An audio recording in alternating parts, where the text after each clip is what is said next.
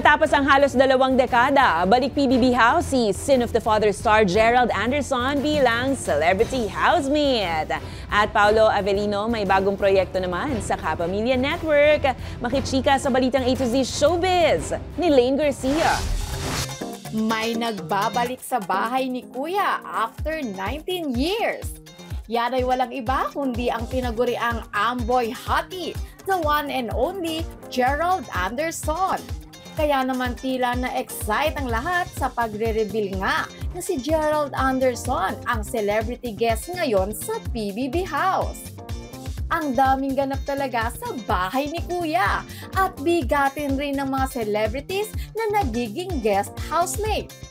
Maaalalang dating ex-housemate si Gerald Anderson sa first edition ng PBB Teens kung saan unang nakasama niya si Kim Chiu na itinanghal bilang big winner at kanyang naging ka-love team sa pagpasok sa industriya ng showbiz.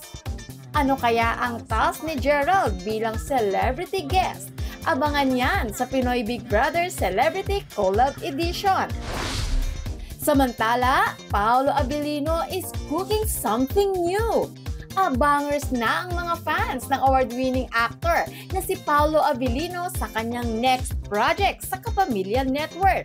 Nakatakdang bumida si Paolo sa isang kaabang-abang na teleserye ng ABS-CBN. Mula sa kanyang husay sa pag-arte at misteryosong aura na kinakiligan ng fans, patuloy na bibigyang buhay ni Paolo ang karakter sa nilulutong serye. Maaalalang kamakailan lamang nang pumirma ng kontrata ang aktor sa Star Magic. Patunay na certified kapamilya pa rin si Paolo. Habang sa usaping bagong upcoming project, si Kim Chiu pa rin kaya ang leading lady ni Paolo? Well, abangan na lang natin. Para sa balitang A to Z Showbiz, Lane Garcia.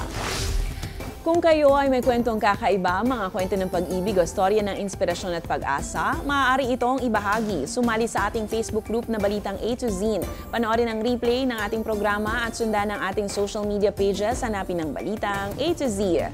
Ang ating pabaong quote of the night ngayong araw ng kalayaan ay mula sa dating constitutional advisor at kalaunan ay naging punong ministro ng Revolutionary Government ng Pilipinas na si Apolinario Mabini.